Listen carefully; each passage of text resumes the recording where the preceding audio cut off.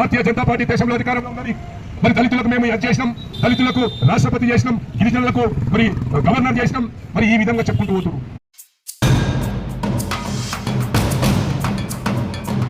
అందరికీ సలాం నమస్కారం. పై న్యూస్ ఇమానియాకు స్వాగతం. నేను రిజ్వాన్ మహమ్మద్ ముస్తఫా రిజ్వాన్. అయితే ముఖ్యాంశం ఏమున్నదంటే ఈరోజు బాబాసాహెబ్ అంబేద్కర్ గారి జయంతిని పురస్కరించుకొని వివిధ సంఘాల నాయకులు మరి వివిధ పార్టీల నాయకులు అందరూ కలిసి తాండూరులో ఎక్కడెక్కడైతే అంబేద్కర్ గారి విగ్రహాలు ఉన్నాయో అక్కడ ఆ విగ్రహాలను మరి పూలమాలలు శాల్వాలు కప్పి సన్మానించారు. అదేవిధంగా బాబాసాహెబ్ అంబేద్కర్ గారి కృషిని కొనియాడుతూ మరి భారత రాజ్యాంగాన్ని రచించి మరి అదేవిధంగా పేద బలహీన వర్గాల వారికి మరి ఎన్నో హక్కులను కల్పించిన విషయాలను గుర్తు చేస్తూ మరి ఆ ఆశయాలను నెరవేర్చాలని కోరుతూ అక్కడికి వచ్చిన జనానికి తెలియచేయడం జరిగింది. మరి వారు కూడా ఆశయాలను నెరవేర్చే విధంగా ఆ అడుగు జాడలలో నడవాలని పిలుపునిచ్చారు. ఈరోజు మన భారతదేశంలో ఉన్న ప్రభుత్వం ఏదైతే ఉందో ఈరోజు మన యొక్క హక్కులను మొత్తం కాలరాస్తుంది. ఈరోజు మన బయట నుంచి వచ్చే యొక్క ఇన్వెస్ట్మెంట్స్ అన్ని ఇక్కడ నుంచి వెళ్ళిపోతున్నాయి. ఇంకా భారతదేశంలో విదేశీ పెట్టుబడులు మొత్తం తీసుకుని వెళ్ళిపోతున్నారు. ఎందుకంటే ఈ రోజున భారత ప్రభుత్వంలో ఏదైతే చేస్తున్నారో వాళ్ళు దానికి విడుగురుగా ఈరోజు మన ఒక వ్యాపారస్తులు మొత్తం విదేశాలకు వెళ్ళిపోయి అక్కడ పోతున్నారు. మన విదేశీ మారక ద్రవ్యం అనేది మనకు తగ్గడం వల్ల మనకు చాలా ఉద్యోగాలు కూడా పోతున్నాయి. అలాంటిది ఈరోజు భారతదేశంలో ఏదైతే మోడీ చేసిన అరాచకలకు ఈరోజు భారతదేశం చాలా విధంగా అన్ని విధాలా నష్టపోతున్నాం. మతము పేరు చెప్పుకొని వాళ్ళు ఈరోజు ముంగలు పోతున్నారు. ఈరోజు జనగణన వల్ల మన అన్ని విధాలా నష్టపోతున్నాము. ఈరోజు మన యొక్క దక్షిణ భారతదేశంలో ఏదైతే వాళ్ళు తీసుకొస్తున్నారో దానికి కూడా మన దక్షిణ భారతదేశం పూర్తిగా అన్యాయం జరిగే అవకాశాలు ఉన్నాయి. కాబట్టి ఇవన్నిటికీ మనం ఉద్యమించి మనకి బాబాసాహెబ్ అంబేద్కర్ ఇచ్చిన ఒక హక్కుని మనం ఉపయోగించుకొని ఉద్యమించి మన హక్కులను మనం సాధించుకోవాలని చెప్పి ఈ సందర్భంగా తెలియజేస్తూ ఈరోజు బాబాసాహెబ్ అంబేద్కర్ జయంతి 135 సందర్భంగా టీఆర్ఎస్ పార్టీ నుంచి శుభాకాంక్షలు తెలుపుకుంటూ జయంతి ఉత్సవాలకు వచ్చిన మాజీ గ్రంథాలయ రాజగౌడ్ గారికి మరియు శ్రీనివాచారి గారికి, కౌన్సిలర్ జావేద్ గారికి, డాక్టర్ సంపత్ గారికి, రుద్ర పటేల్ గారికి మరియు భాస్కర్ గారికి వీరందరికీ శుభాకాంక్షలు తెలుపుకుంటూ ఈరోజు భారతరత్న ఒక కులానికో ఒక మతానికో కాదు, ఒక మహోన్నతమైన వ్యక్తి ఆయన ఈరోజు అంటరానితనము నిర్మూలన చేసిండు. మనం ఈరోజు ఈ స్వేచ్ఛ జీవిస్తున్నామంటే ఒక రాజ్యాంగకర్త బాబాసాహెబ్ అంబేద్కర్దే. ఆ రోజు ఆయనకు అంటరానితనం అనేది దూరం పెట్టడంగా అగ్రకున్నాల వాళ్ళు ఈరోజు ఆయన రాజ్యాంగం చేసి ఈరోజు మనందరికీ బాట చూపించినాడు. మనం రాబోయే రోజుల్లో కూడా ఆయన అడుగుజాడలో నడిచి భారతరత్న ఏ విధంగా అయితే ఆ రోజు కష్టాలు చేసి మనకు రాజ్యాంగాన్ని నిర్మించిందో ఆ రాజ్యాంగాన్ని మనం అనుగుణంగా చేసుకొని ప్రతి ఒక్కరము రాబోయే రోజుల్లో విద్య వైద్యము అందరికీ అన్ని కులాలకు కలిసిమెలిసి ఉండాలని కోరుకుంటూ ఈ అవకాశం ఇచ్చినందుకు ధన్యవాదాలు తెలుపుతున్నాను. డాక్టర్ సంపత్ గారు మాట్లాడుతున్నారు.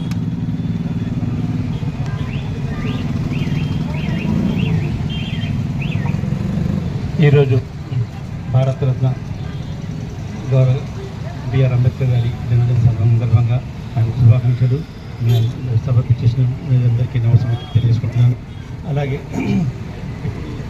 భారతరత్న అని ఎంత కష్టపడి ఆ స్థితికి వచ్చిందో మీకు అందరికీ తెలిసిందే. ఎందుకంటే ఆ టైం లోపల అసలు ఎడ్యుకేషన్ అనేది చాలా అగ్రవర్ణాలకి చాలా కష్టంగా ఉండేది. అటువంటిది నిమ్న జాతి నుంచి వచ్చి అంత ఎడ్యుకేషన్ చేసిండు.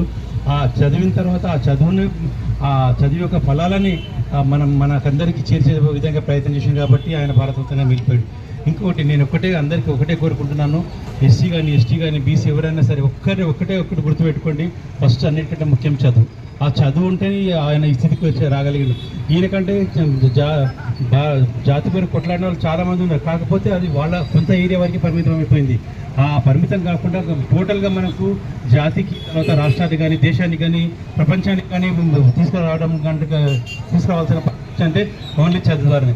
ఆ చదువు, ఆ తపన, ఆ తర్వాత ఆయనకున్న ఆత్మస్థైర్యమే ఆయన ఈ స్థితికి తీసుకొచ్చింది. వాటన్నిటికీ మనం దృష్టిలో పెట్టుకొని డెఫినెట్గా మనం ఆయన ఆదర్శాలను ఆయన చూసిన మార్గంలో మనం నడిచి ఆయన మొత్తం భారతదేశానికి ఒక కీర్తి ప్రతిష్టలు తీసుకురావాల్సిన పరిస్థితి ఉంది. ఎస్పెషల్లీ యువత మాత్రం ఆయన అడుగుజాడలు పైన ఉంది. ఇప్పుడు బాబు జగజీవన్ రామ్ కానీ, జ్యోతిబా ఫూలే కానీ, తర్వాత అంబేద్కర్ గారు, వీళ్ళందరికీ వచ్చింది గుర్తింపు ఓన్లీ చదువు ద్వారానే. కాబట్టి మీరు చదువుని నిర్లక్ష్యం చేయకుండా డెఫినెట్గా చదువు పైన ఫోకస్ చేయండి. మనం ఒక 100% మంచి భారతదేశాన్ని ఏర్పరచుకోగలుగుతాము. అలాగే ఆయన ఆశయాలకు తర్వాత మనము ఆయన చూపించిన మార్గంలో నడవగలుగుతాము. అప్పుడు స్వతంత్ర పోరాటంలో దాదాపు ఓన్లీ 8 నుంచి 9 మంది మాత్రమే ఎస్సీ వర్గ నాయకులు ఉండేవాళ్ళు. దాంట్లో అంబేద్కర్ గారు, బాబు జగజీవన్ రామ్ గారు, బిర్సా ముండా గారు, తర్వాత పారిపెట్టి శ్రీనివాసన్ గారు, అటువంటి వాళ్ళు చాలా తక్కువ మంది లీడర్లు ఉండేవాళ్ళు. అటువంటి వాళ్ళ లోపల వాళ్ళందరూ కూడా చైతన్యంతో కూడుకొని తర్వాత మనకి ఈ స్థితిలో ఇప్పుడు మాట్లాడగలుగుతున్నాము అంటే ఇదందరి వాళ్ళ సర్వని. ఎప్పుడు ఈ పదవులు వస్తున్నాయి, ఈ మనకు ఎడ్యుకేషన్, తర్వాత విద్య, వైద్యము, తర్వాత ఈ అభివృద్ధి చెందుతుందంటే ఓన్లీ ఆయన చేసిన రాజ్యాంగం ద్వారానే. ఆ రాజ్యాంగం మనకు ఒక భారతదేశం కాకుండా ప్రపంచ దేశాలకు అన్నిటికీ స్ఫూర్తి నింపింది. ఆ రాజ్యాంగం ద్వారానే మనం ఈ స్థితిలో ఉన్నాము. ఆ రాజ్యాంగాన్ని మనం కాపాడుకుంటూ ఇప్పుడు ఈ రాజ్యాంగాన్ని కూడా పొడిచే ప్రక్రియ ప్రారంభమైంది. దాన్ని కూడా మనం ఎదిరించి మనం రాజ్యాంగాన్ని మనం కాపాడుకొని భారతదేశానికి మంచి దిక్సూచిగా యువత అంతా మిగలాలని. థ్యాంక్స్. మరి మీ అందరు కూడా తెలుసు, బాబాసాహెబ్ అంబేద్కర్ గారు మహాత్ముడు, ఈ దేశానికి ఎన్నో విధాలుగా సేవ చేసిన వ్యక్తి. మరి 32 డిగ్రీలు, 4 మాస్టర్ డిగ్రీలు ఉన్న వ్యక్తి.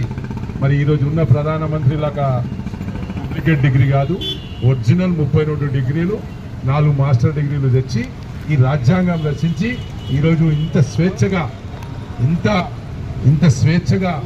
స్వాతంత్రంగా బతుకుతున్నామంటే అది ఆయన ఒక చేసిన ఫలాలే ఈరోజు మనకు దక్కుతున్నాయని చెప్పేసి కూడా ఈ సందర్భంగా చెప్పక తప్పదు.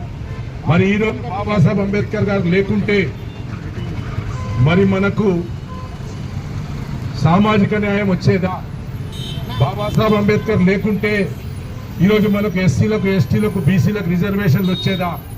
బాబాసాహెబ్ అంబేద్కర్ గారు లేకుంటే ఈరోజు మహిళలకు అన్ని విధాల సమాన హక్కు కలిగేదా?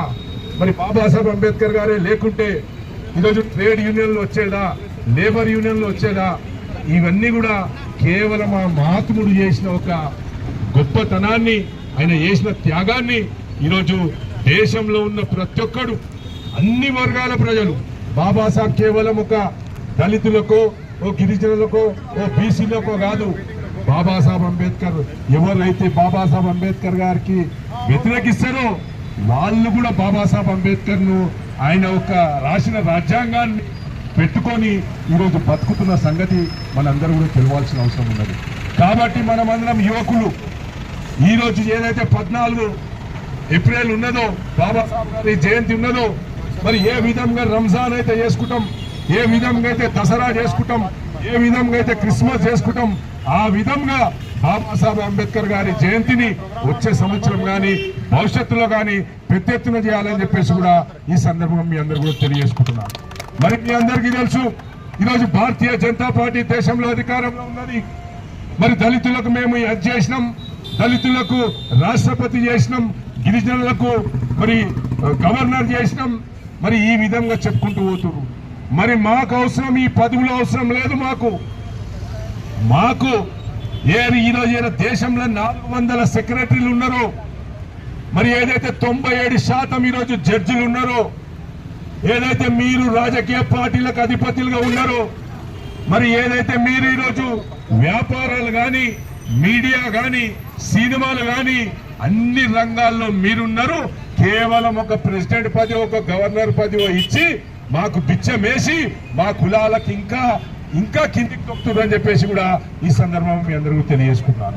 మరి ముఖ్యంగా ఈ తెలంగాణ రాష్ట్రంలో మరి ప్రపంచంలో ఎక్కడ లేని విధంగా 125 అడుగుల విగ్రహం పెట్టిన ఘనత కేసీఆర్ గారు అని చెప్పేసి కూడా ఈ సందర్భంగా చెప్పక తప్పదు. మరి అదే విధంగా తాండూరు నియోజకవర్గంలో 369 అంబేద్కర్ బాబాసాహెబ్ విగ్రహాలు ప్రతి గ్రామంలో పెట్టిన ఘనత మా రోహిత్ రెడ్డి గారిది, మా బీఆర్ఎస్ పార్టీ అని చెప్పేసి కూడా ఈ సందర్భంగా చెప్పక తప్పదు. ఇలాంటి అనేక కార్యక్రమాలు చేసినాం.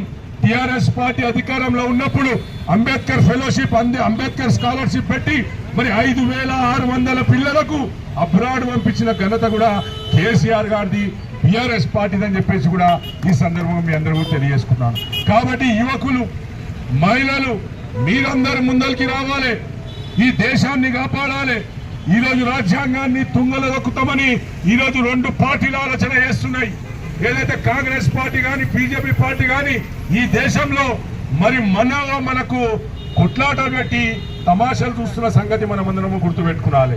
బీజేపీ పార్టీ వాడేమో ముస్లింల పేరు చెప్పి మనకు భయపడిపిస్తాడు, కాంగ్రెస్ వాడేమో హిందువుల పేరు చెప్పి ముస్లింలను భయపడిపిస్తాడు. ఈ విధమైన రాజకీయం ఈ దేశంలో నడుస్తుంది. ఇక చెల్లయి ఈ రాజకీయాలు చెల్లయి. ఇక బీసీ, ఎస్సీ, ఎస్టీ, మైనార్టీలు రంగంలో దిగవలసిందే, ఈ దేశాన్ని కాపాడాల్సిందే అని చెప్పేసి కూడా ఈ సందర్భంగా మీ అందరు కూడా తెలియజేసుకున్నాను.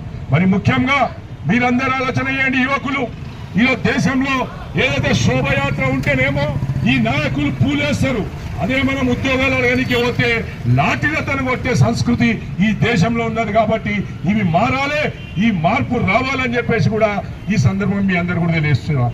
కుల వివక్ష ఇంకా ఉంది, 2 గ్లాసుల పద్ధతి ఇంకా ఉన్నది, అంటరానితనం ఇంకా ఉన్నది. ఇవన్నీ కూడా పోవాలంటే మనం బాబాసాహెబ్ అంబేద్కర్ గారి ఒక ఆశయాలను, ఆయన స్ఫూర్తిని తీసుకొని నడవాలని చెప్పేసి కూడా ఈ సందర్భంగా మీ అందరూ తెలియజేసుకున్నాను. మరి కుల వివక్ష పోలే ఇంకా చెప్తే మీకు మొన్న భద్రపగుడి జాతర జరిగింది. మరి ఆ జాతరలో బీఆర్ఎస్ పార్టీ అనేక సేవలు చేసిన ఈ తాండూరులో మరి మమ్మల్ని వెనుక తప్పి మరి ముందర కూర్చున్న వాళ్ళు ఎవరో ఒకసారి మీరు అందరూ కూడా ఆలోచన చేసుకున్నాలి. మనోహర్ రెడ్డి, మహేందర్ రెడ్డి, కల్వ సుజాత, నీరజ బాలరెడ్డి అంటే ఇంకా కుల వివక్ష ఉన్నది. బీసీ నాయకులకు కనీసం ఆర్థిక కూడా విలువలేరు, కనీసం పూజకు కూడా విలువలేరని చెప్పేసి కూడా ఈ సందర్భంగా మీ అందరూ కూడా తెలియజేసుకుంటాను. కాబట్టి ఇవన్నీ నడవయి, ఇవన్నీ బంద్ కావాలి. ఇక మీరందరూ కూడా యువకులందరూ కూడా ఆలోచన చేసుకోండి. ఈ దేశం బాగుపడాలంటే, ఈ దేశంలో అన్ని విధాలుగా మన అట్టడుగు కులాలు ఉన్నత స్థాయిలోకి రావాలంటే ఆ రాజ్యాంగాన్ని కాపాడుకోవాలి, దాన్ని ఫాలో కావాలని చెప్పేసి కూడా ఈ సందర్భంగా మీ అందరూ కూడా తెలియజేసుకుంటూ, మరి ఈరోజు చట్టాలు అమ్ముడుపోయినాయి, అదేవిధంగా ఎలక్షన్ కమిషన్ అమ్ముడుపోయింది, న్యాయస్థానాలు అమ్ముడుపోయినాయి, అన్ని కూడా అమ్ముడుపోయిన సంగతి మనందరికీ తెలుసు.